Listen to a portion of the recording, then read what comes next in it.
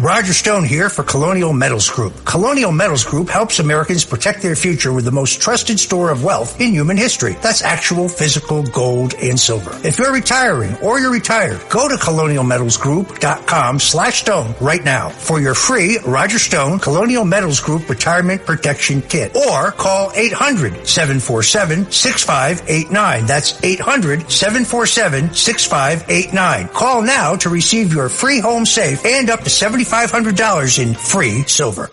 Welcome to the 5 o'clock show. It's time for Common Sense. Now, it's Katz and Cosby with John Katzimatidis and Rita Cosby, standing for truth, justice, and the American way, bringing common sense to the world. Now, here's John Katzimatidis and Rita Cosby. Breaking news, WABC. Holy cow.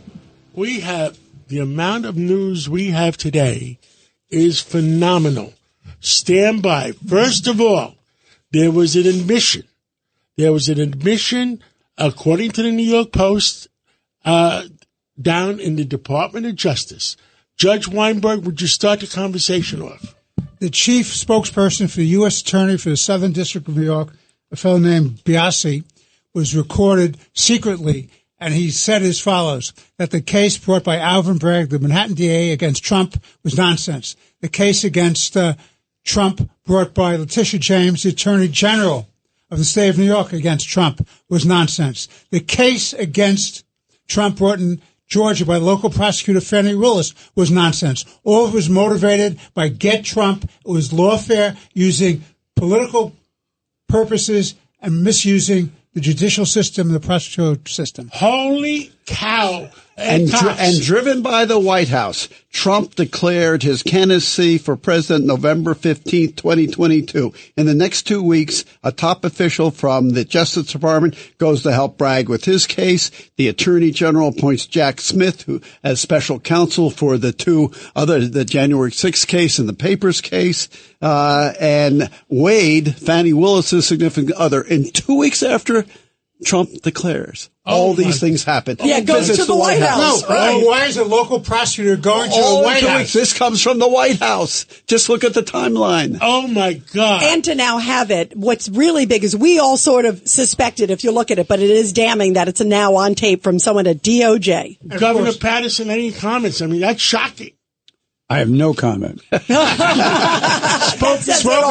as a true Democrat. But I must say, the governor's silence is damning indeed. It is. I mean, I'm shocked. I'm shocked that this came out like this. It is shocking. This is what we used to condemn when it went on in foreign countries. And now, I'm sure there'll be a reaction to this, but this is just, we take oaths when we get into office, but apparently they don't mean that much. I wonder if it goes all the way up to the Attorney General himself. Oh, listen. It may go beyond that. The answer is he had to know. Okay.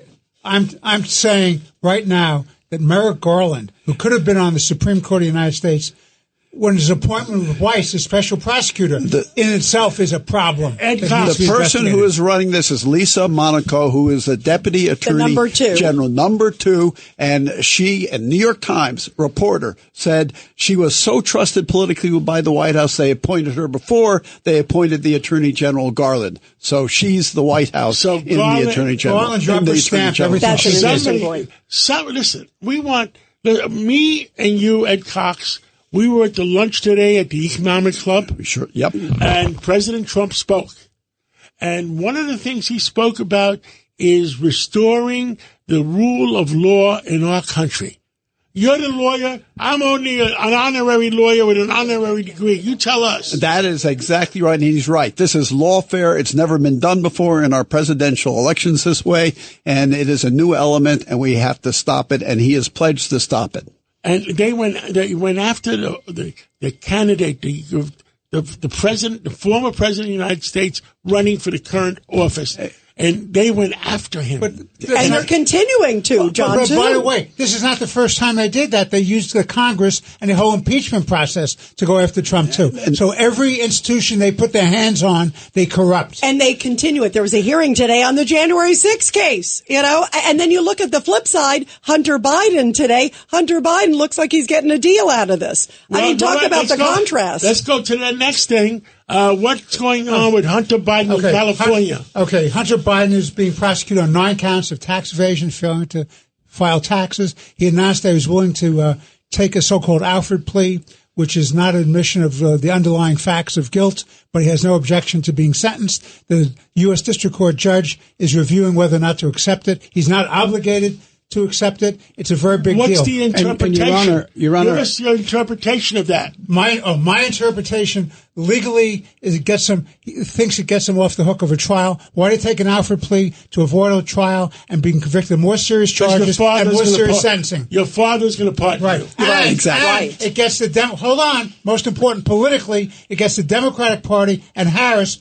off the hook because all the evidence of influence peddling coming out of the Biden family influence peddling. What happens? Doesn't come into evidence. Exactly. Now, Governor Patterson, am I right that he may have offered that plea, but the judge doesn't have to accept it? Exactly. They're debating it right now. In fact, Hunter Biden's on the stand because all they want to do is close the case because he's going to be pardoned. And hide all the stuff. All the evidence. Hide the evidence. Yes, that's what it's about. Hide the evidence that they would have to testify to under oath. Yes, because it would all come out. And guess what, John? A lot of people are talking today because the debate's next week. So who knows what could have started to come out before the debate. Now, the other thing, there's 2 more news. There's a lot more. Yeah, news. what a day. Me and How Ed many Cox. more? Me and Ed Cox. Can I wait in the hall? You may not, Governor Patterson. You may not. Me and Ed Cox were at the Trump Economic Forum today. Ed Cox, you were right on the dais with the president. Yep.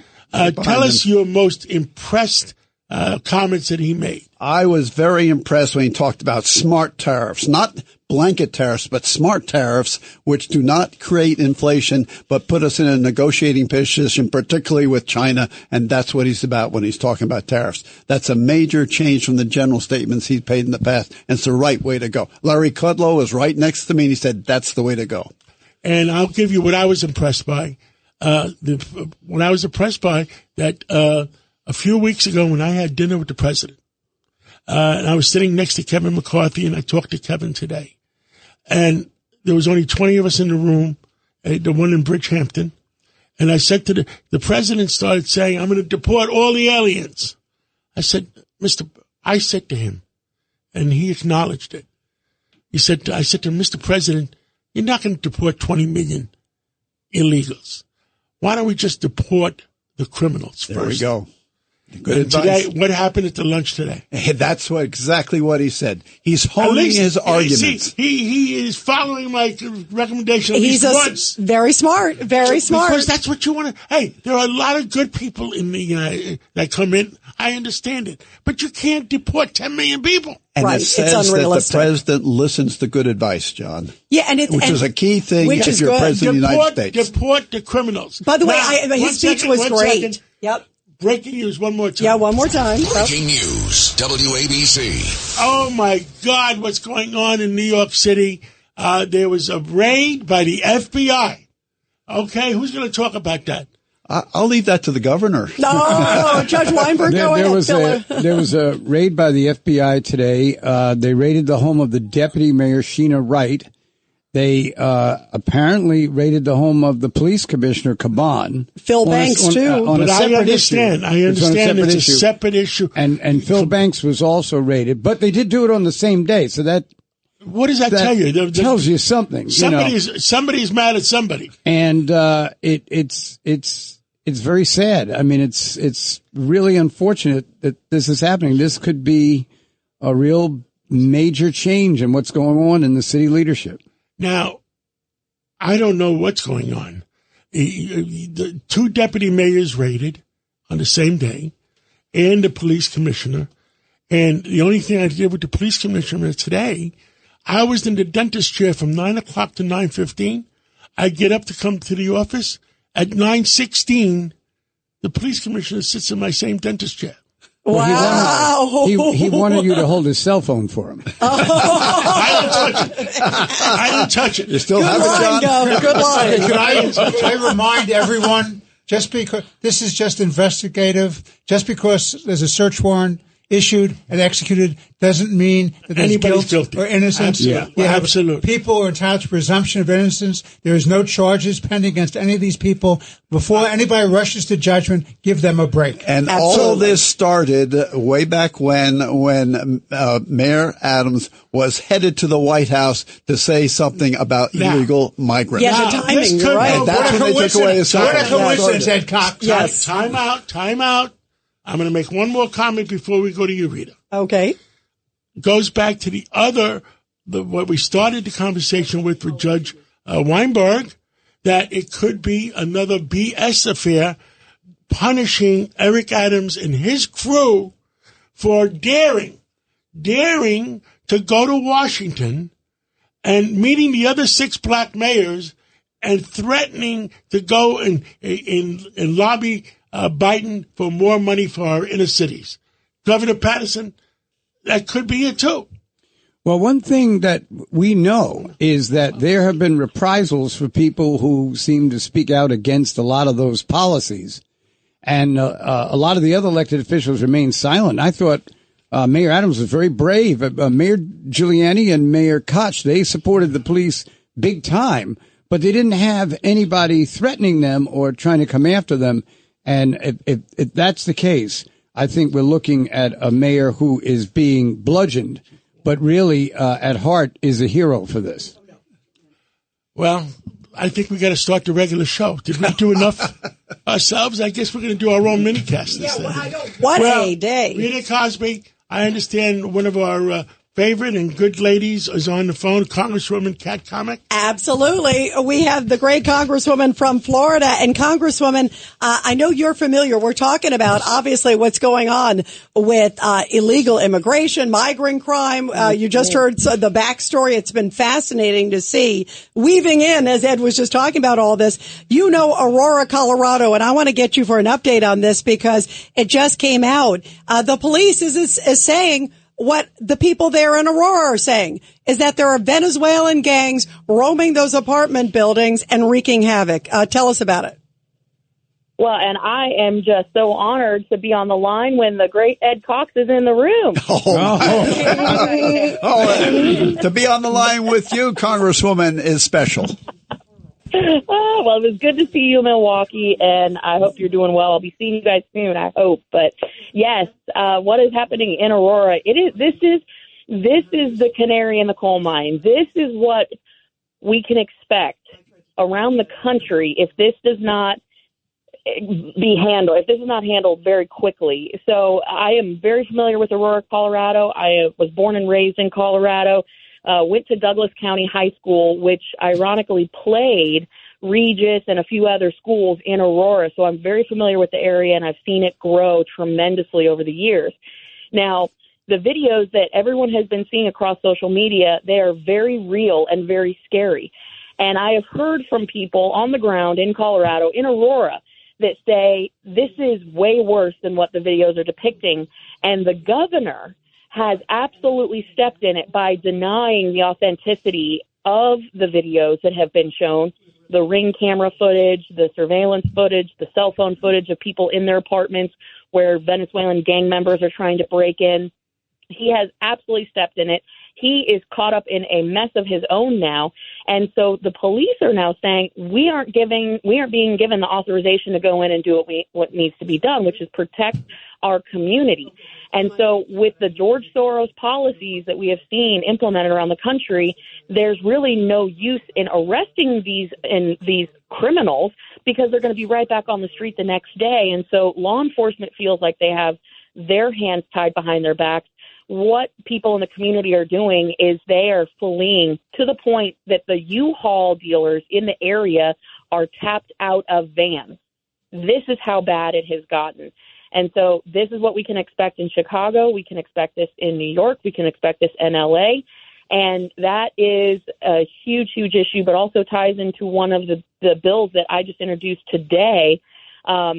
We have introduced legislation that prohibits non-citizens from being officers of the law.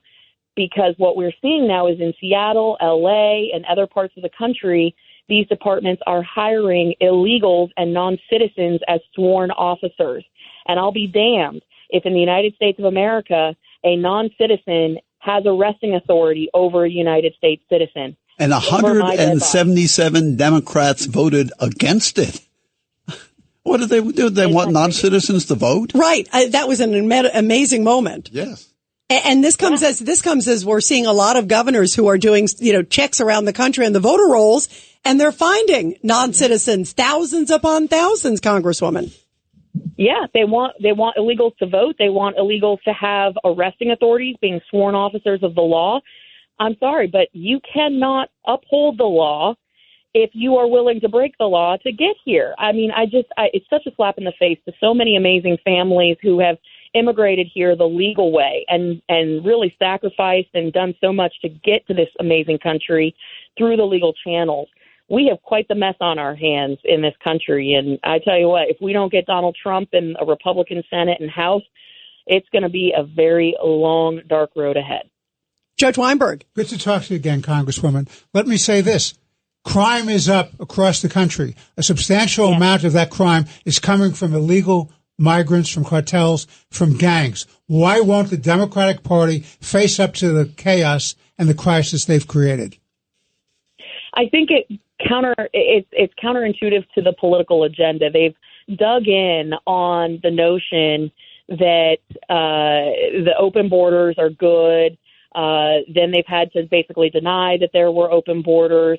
They've found themselves in such a pretzel logic of sorts that they can't untangle it without having to acknowledge that they have actually erred in their policy making and in their messaging. And we all know that there is absolutely zero accountability, responsibility when it comes to the Democrat Party.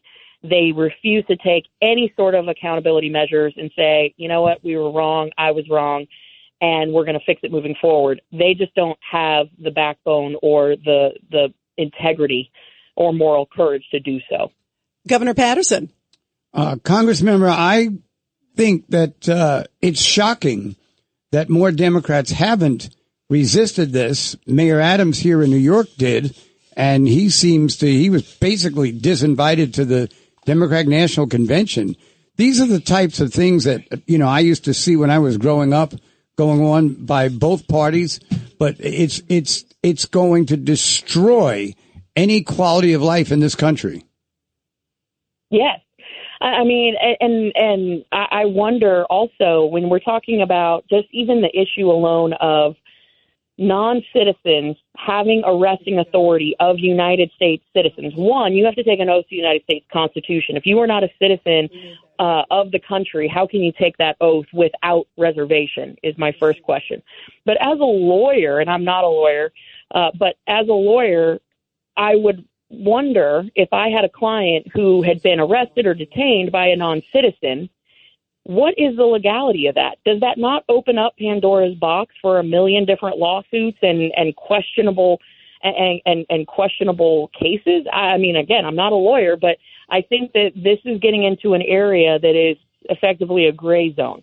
And again, just going to the principle of if we are allowing non-citizens to vote and then we have non-citizens that are sworn officers of the law, what the hell is the point of being a citizen in the United States? At that point, we're just all citizens of the world, which ties right into the one world global order that everyone wants to head in that direction towards. Absolutely. Congresswoman, stick with us. We've got some breaking news coming in on Hunter Biden. Stick with us if you could. Breaking news, WABC. And Justin, Judge Weinberg, there's an update in the Hunter Biden case. Right. Hunter Biden is backed off of the proposal this morning where he wanted to put an Alford plea. We'd have explain the Alford plea. The Alford plea is you're not admitting guilt on the underlying facts of the case. You're just saying you're doing it to avoid a trial and a possibility of being convicted on more serious charges. What our interpretation is the reason to avoid the trial is you don't have to, under oath, say right. But now say too many things. Right. But the key thing now is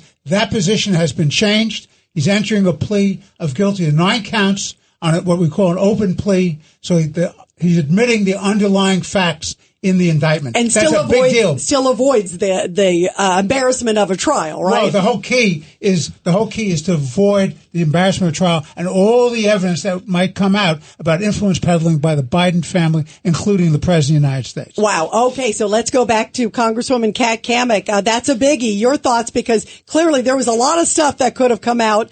Look at the timing of all this, too, and why they would want to hurry up and get that case sort of off the radar. Yeah, I mean, I really do see Hunter now as kind of the sacrificial lamb because Biden has nothing to lose at this point. And even if he is found guilty, there's nothing or no one that can stop his father from pardoning him as he exits stage left, right? So I just think that it's no surprise that he's now pleading guilty. I think that they looked at this and said, holy smokes, this will be absolutely detrimental to the election. So there's nothing here except for a political play call that has been made. They knew that this would have a negative effect, especially since we're within the margin of error on all of the polling nationwide. And this is really coming down to a couple of states. And you can imagine the ads that would have been run with all of that dirt coming out.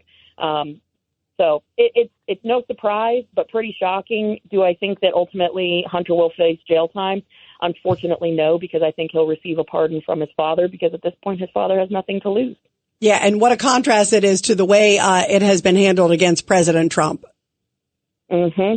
It is. If I were President Trump, I would be absolutely hammering this home because let us not forget that the vice presidential pick for Kamala Harris has deep ties to China and has equally dirty business dealings that are slowly being uncovered and unveiled as we're learning more and more about this man. So I think this is going to be a bit of a taste of what's to come with the Walz family. And I think that the Trump campaign should be hammering on this nonstop about the corruption, the lack of transparency and accountability in the Biden-Harris regime. And we need to be calling it that. It is the Biden-Harris regime, the least accountable, least transparent administration in history. Kat Cammack, we're looking forward to seeing you in Florida. Thank you for everything you do. Appreciate you guys. Have a good one. Thank you. And we're going to have more breaking news coming up. And right after the break, we are going to go to Charlie Gasparino. Maybe there's some breaking news that just came off Bloomberg News. China has made $100 billion short against the dollar that enriches all the hedge funds. Now, what does that mean? Well, maybe Charlie Gasparino could tell us. Let's take that break. A common sense recap of the day's biggest stories. It's John Catsimatidis and Rita Cosby. Katz and Cosby on 77 WABC. Well, with us today is Charlie Gasparino, one of the smartest, sharpest financial guys I know. And he just wrote a great book. And I'm distributing it to all the college professors. Go woke, go broke. Charlie, we have so much required reading, huh, John? Yes, required reading by all business schools too. Tell us what the heck? Did you see the Bloomberg story that just broke a few minutes ago? Yeah, I don't know if I put much credence in it. Bloomberg is pretty reliable. China's $100 billion short against the dollar, which is, well, it's interesting. Okay. I spent the afternoon covering Donald Trump's speech. I was there with you. Yeah, you were there. Okay, so he did mention this whole notion of how I thought it was a great speech, by the way, and I thought it was detailed. It was more detailed on Kamala Harris, what Kamala Harris wants to do than what Kamala Harris is articulating. And, but he mentioned something really interesting that, we're getting into all these wars with people. We're using economic sanctions like willy-nilly. And it has this impact of weakening the dollar, right? Because what's happening is Russia and China and Iran and all these places we're sanctioning, particularly Russia and China, are sort of using currencies outside ours to transact business. That's what Russia's doing by having these sanctions, and it's weakening the dollar's sort of position as the sort of reserve currency.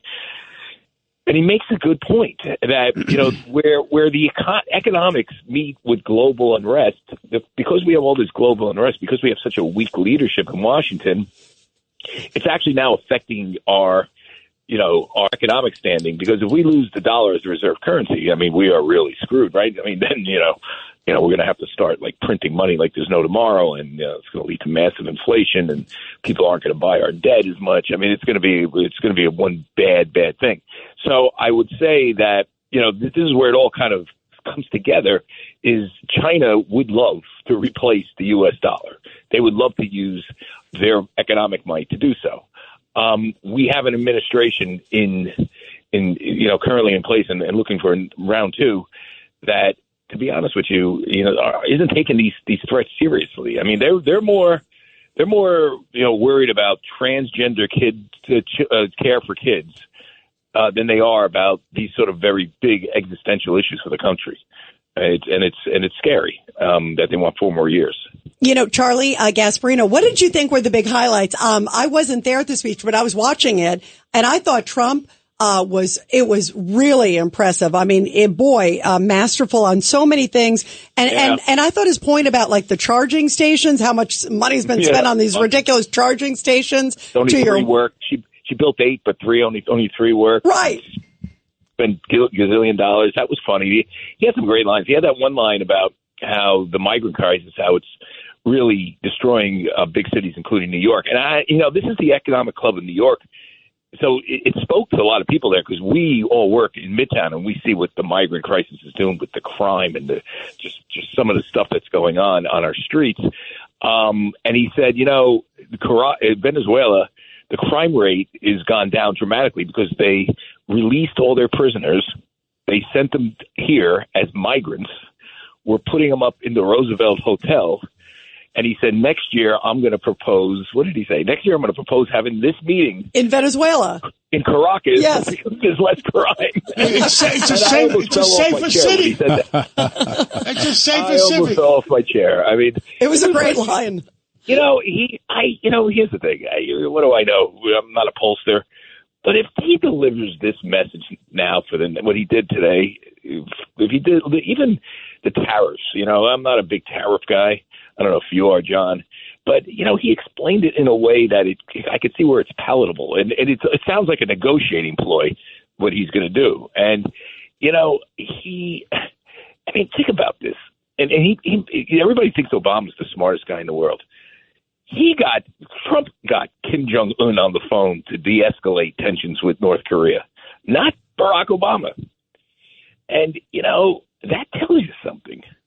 This guy there's something here. And, I don't agree with him on everything. He gets mad at me. And I already tweeted the other day I was never Trumper because I didn't like something I said, which is totally wrong. And by the way, that speaks to a sort of blind side of his, not a dark side, but a blind side. He shouldn't be caring what some schmuck like me thinks. It says on Fox News. We do. We care. We dissent from that position. You are definitely not a schmuck. But Charlie, you're absolutely right, Charlie, that and Kudlow was sitting right next to me. He said, yeah, it's a negotiating tactic with respect to selective use of tariffs, and it is not inflationary as charged by Harris. Yeah, and by the way, it's really fascinating. And, I like Mark Cuban. I get into battles with him all the time about this. He's like going nuts on Harris, how we got to cut her a break. She's only been a nominee for a little time. She doesn't have a coherent economic plan, and we have to cut her a break on that because she wants to get it right. I was like, and it's so ridiculous because, we're playing with, we're playing with fire here. I mean, there's exactly 2 months left to the election from today. And she doesn't have an economic plan? She doesn't have a lot of plans. I mean, there's not a lot of policies on her website. Was you one of the bets I made for $1 that she may not show up for the debate? By the way, why don't you get the numbers of what our... get the numbers of what... yesterday it was 54 percent of the people, listeners, says that she's not going to show up, and 45 said she was. But the 54 are the people that don't want her to show up. That's why she's going to show up, John, and we double down. You're going to owe me $2. Yeah, yours was a $2 bet. Mine was a big bet. I only had $1. John, you don't think she's going to show? No, that was...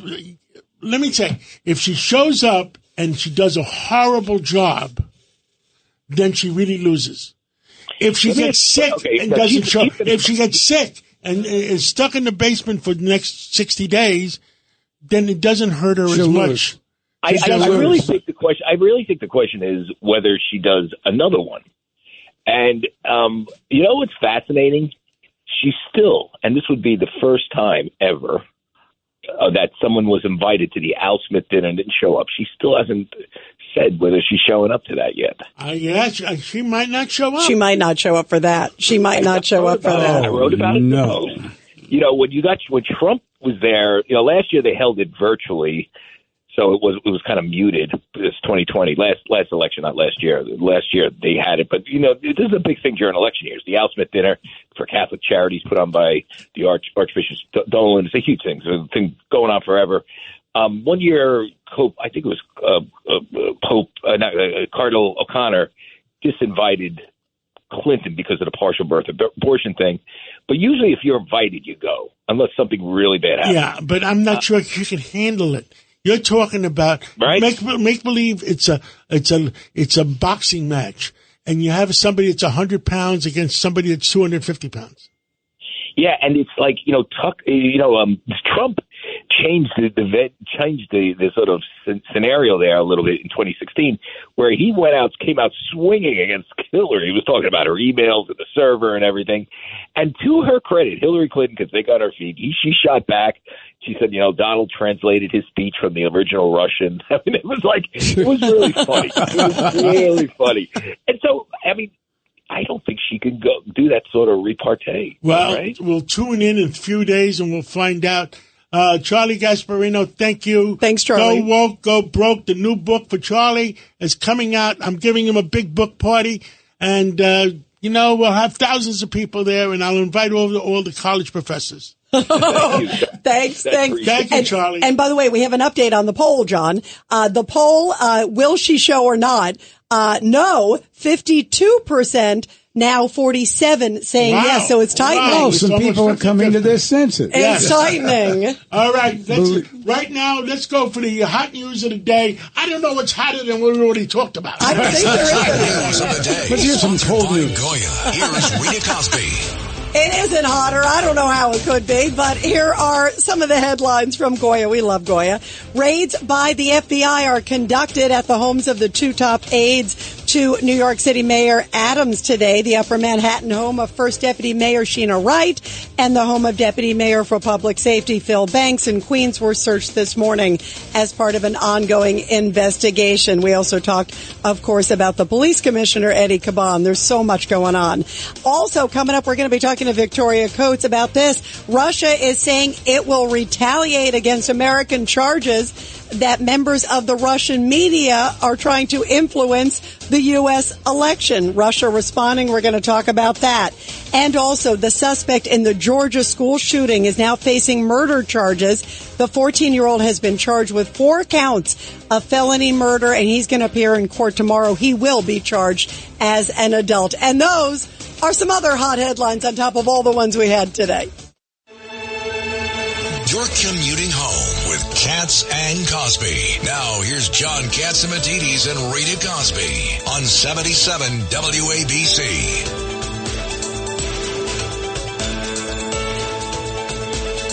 And we are back here on Katz and Cosby on this huge news day. We are now joined by Victoria Coates, former Deputy National Security Advisor in the Trump administration. Victoria, Russia's now saying they're going to retaliate. That's one after this announcement. Is that what Garland said? Well, Garland came out and said that the Russians are trying to influence the election. Surprise, surprise, John, before another election. After everything is happening, is anybody going to believe the Justice Department anymore? after the admissions made by the Southern District, by the spokesman. Yeah, that's a great point. That's a great point. And we're going to talk to McCarthy later on. Andy McCarthy, great legal guru, is coming up. Well, we're going to talk with him more about that. When Garland made the announcement, he had about a zillion people there to back him up. But the announcement was such hogwash. Such hogwash, Exactly. Ed. That's why they had to have that big show. What about Iran? What about China? Exactly. Well, let's go to Victoria Coates. Victoria, I mean, they're announcing that these 2 employees of Russia Today were part of like an online influence program. You got to be kidding me. You have the Iranians trying to kill President Trump, and that's not even a part of what they're talking about. No, it's just crazy. Good to be with all you guys. I mean, I'm going to defer to Andy, who's my favorite legal eagle, on that side of it. But I was embarrassed yesterday to see the Attorney General of the United States trotted out to complain about $10 million that was spent by the Russians on propaganda for the U.S. Election. I mean, Mark Zuckerberg personally spent $400 million in the last cycle to influence through social media. I mean, I would much rather hear some more about that, especially because he's come out and said it was a mistake. So what did that money buy? And as you said, Rita, they mentioned China and Iran, but I mean, that seems to me much more pernicious given all of Iran's other activities, funding the pro-Hamas protests, assassination plot against the former president. That seems a lot more deadly to me, having one of their terrorist proxies shoot an American hostage in the back of the head last week. Why aren't we focusing on that threat? Why is it $10 million on the hands of Russia Today, which no one ever reads anymore? As far as I know, that was debunked about a decade ago as any kind of valuable news service. I wouldn't know anyone who would even cite it. Did you see also, Victoria, that it's coming out that, like, as part of it, they're saying they were trying to influence conservative pundits, conservative hosts. I mean, this to me looks so politically charged. It's like, I think about the whole Russia. Why not go after the 51 Intel guys who thought it was Russia disinformation? Where are they? Why are they not being called in?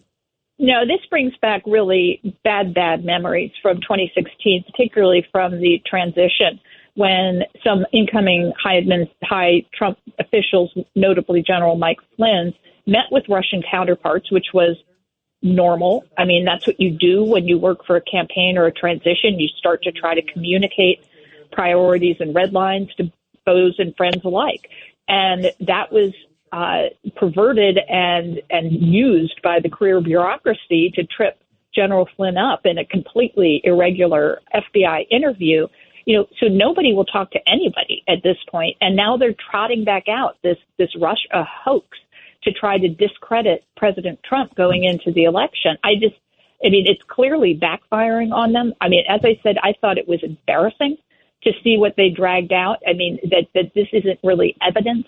And then you have Putin this morning saying, I support Kamala Harris. I find her laugh fascinating. Well, let her go laugh at him then, so we don't have to listen to it.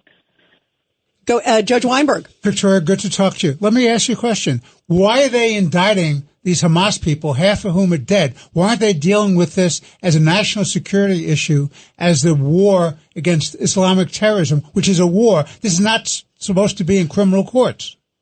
Well, Judge, thank you for that question, because this is what's been really disturbing to me since the revelations of last Saturday, that the 6 hostages from the Nova Music Festival, including Hirsch Goldberg Tolan, had been summarily executed as they were being slowly starved to death in the terror tunnels underneath Gaza, that there has been no response from this administration except to trot out some indictments of dead people. That's their response to the execution of an American citizen. We have 1/3 of the U.S. Navy in the region, and they've been patting themselves on the back that they've deterred some major Iranian attack on Israel with that show of firepower. But what happened over the weekend shows us it's just for show. They can slaughter Americans in cold blood, and we're not even going to fire off a tomahawk in response. We're going to put the pressure on Israel and the blame on Israel, not on where it should be, Yahya Sinwar and Hamas. Absolutely. Victoria, thank you very much. Great points. They should be pounding the fist. Those are great points, Victoria. Great ones. I mean, we can open up the Red Sea in 3 days if the commander-in-chief wants to do it. And it's been closed now for 3, 4, 5 months. and the price of oil is up $15 a barrel to where it should be right now. And you know what that means? Somebody in Washington is on Iran's side. Oh, I couldn't agree with you more. We have Phil Gordon, who is Kamala Harris's national security advisor, under investigation by the Congress. There's so many inroads for Iran in this current administration that would only expand if we have, God forbid, a President Harris. Yeah, unbelievable. Victoria, thank you very much. Love having you here. Thank you. Of course. Take care. Thank you. And joining us now, we have a retired senior Secret Service agent, Don Mihalik. Don, it just came out that they're going to try the shooter tomorrow as an adult. He will be charged as an adult. And also, it turns out that they knew, the FBI actually questioned this kid and his parents a year ago because somebody had an anonymous tip that this kid, or at least they tracked it back, was going to shoot up a school. The kid said, no, that's not me. That's an anonymous post. It's not me. They moved on, and here we are. Your thoughts? Yeah, thanks for having me back, Rita and John. So in my time with the Secret Service, I got to go to Newtown, Connecticut after that horrific shooting and see the aftermath. And I got to get involved with DHS's efforts to have the Secret Service go out and help the schools better form security, and also with the National Threat Assessment Center as an ambassador. What seems like happened here is the FBI got a tip through their threat assessment process or reporting system. They investigated the tip. They relied on the student, which often happens in these cases, saying they didn't post the tip on, I guess it was a gaming app.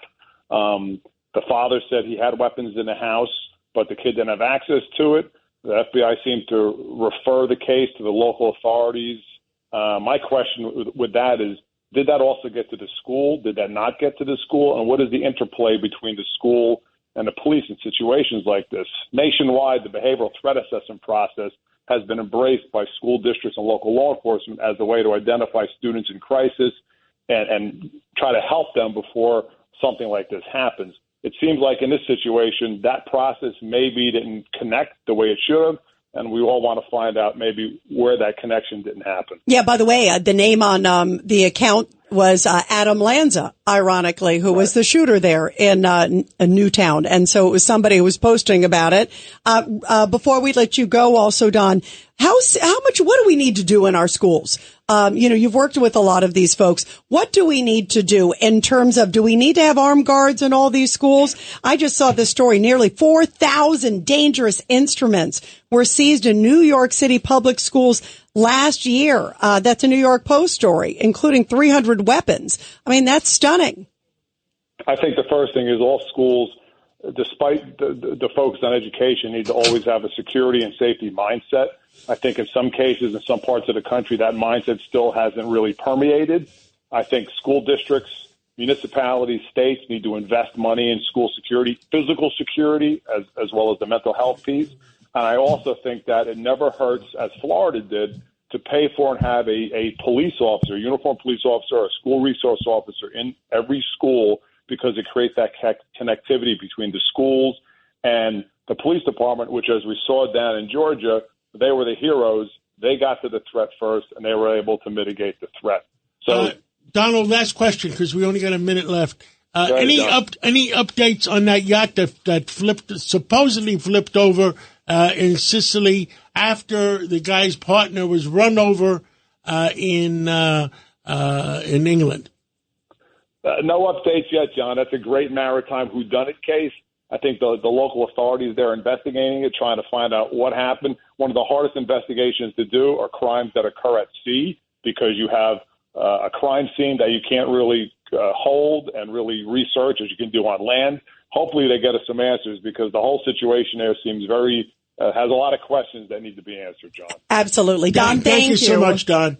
And right now we're going to take a break, and then we have Andrew McCarthy on, the former U.S. attorney, and we're going to ask Andrew all these revelations that's going on down in the U.S. attorney's office.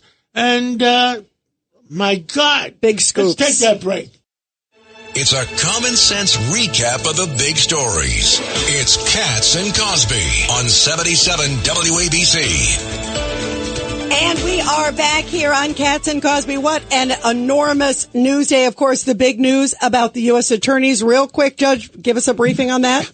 Andy, the chief spokesperson for the U.S. Attorney's Office was put on tape with video. He says that the case against Trump brought by Bragg, the case against Trump brought by Letitia James, the State Attorney General, and the case brought in Georgia by Fannie Willis, they're all nonsense. They're all lawfare. They're all political attacks using the prosecutorial function and the courts. What say you? And joining us is Andy McCarthy. He is the former assistant U.S. attorney for the Southern District. Andy, your reaction. This is huge news. Boy, a federal prosecutor from the Southern District running off at the mouth in a bar. I never heard that one before. Look,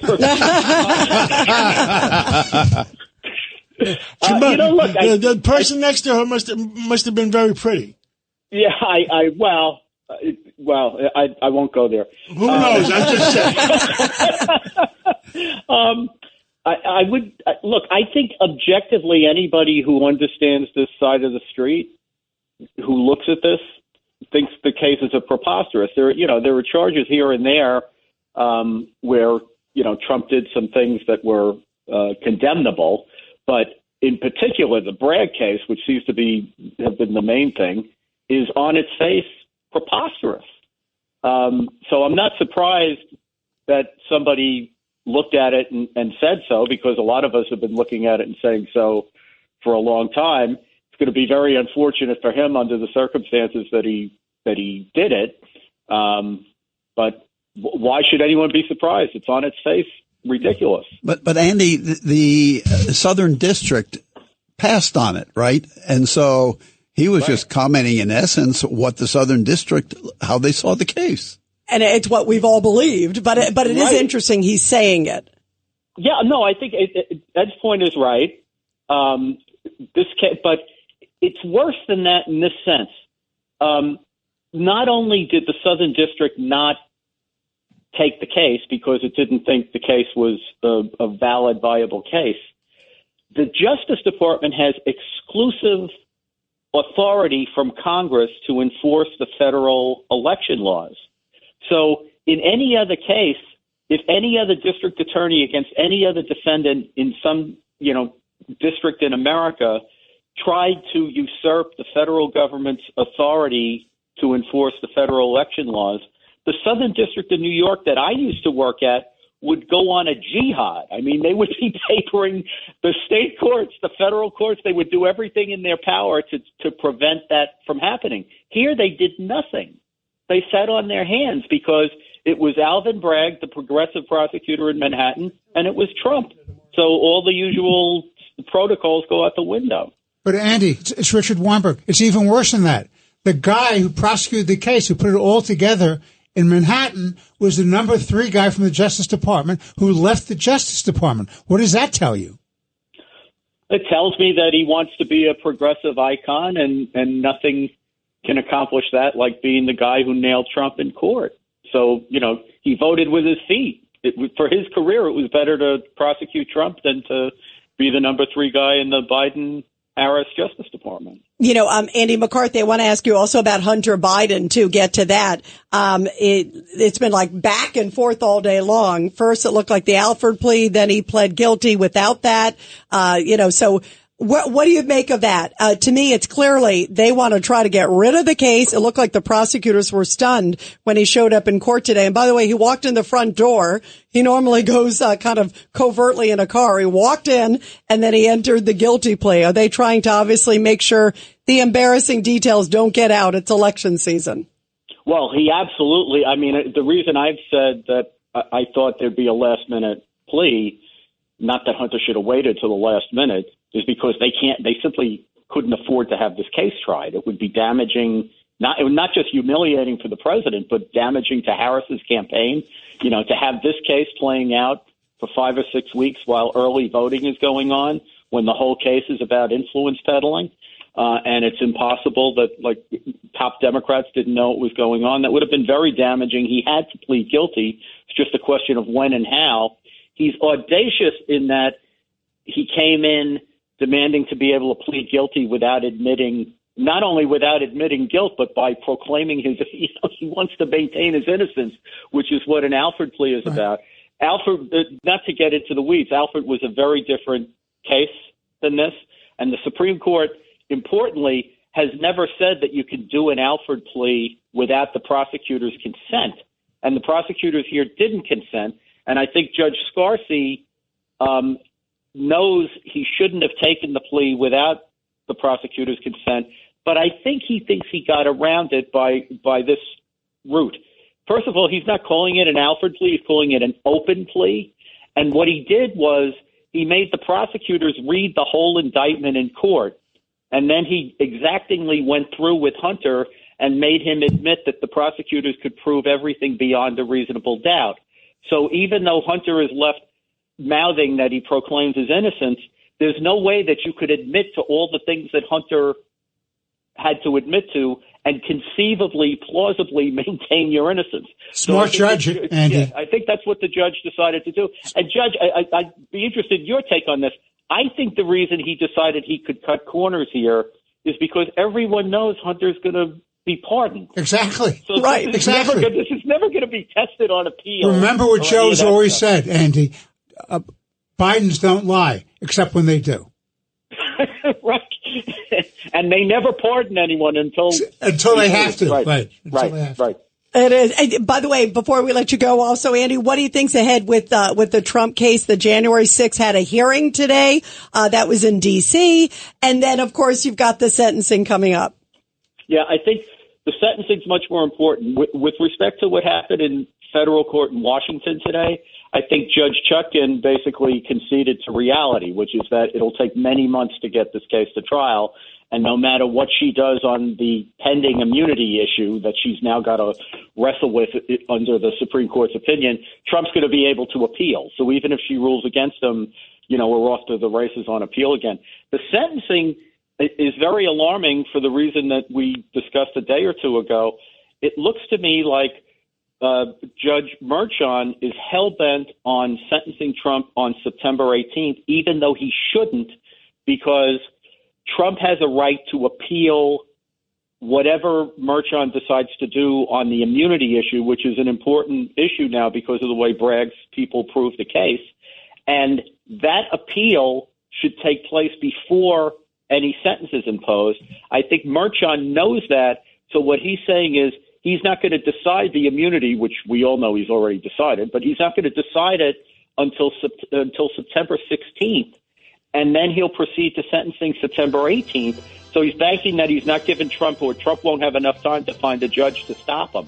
That's crazy. Real fast before we break, Andrew McCarthy, if this is true, what happened with that leak and that recording of the spokesman, the Attorney General had to know. Not necessarily. I mean, I don't want to say, John, because I don't know enough about the background facts of how this got recorded. I understand it was an informant, but I don't know whose informant it was, and that's not the kind of thing that goes up to the Attorney General until they read it in the newspaper. Then it'll be for the Attorney General. It's in the New York Post. Thank you so much, Thank you, Andy. And what do we all stand for? Truth, justice, and the American way. God bless America.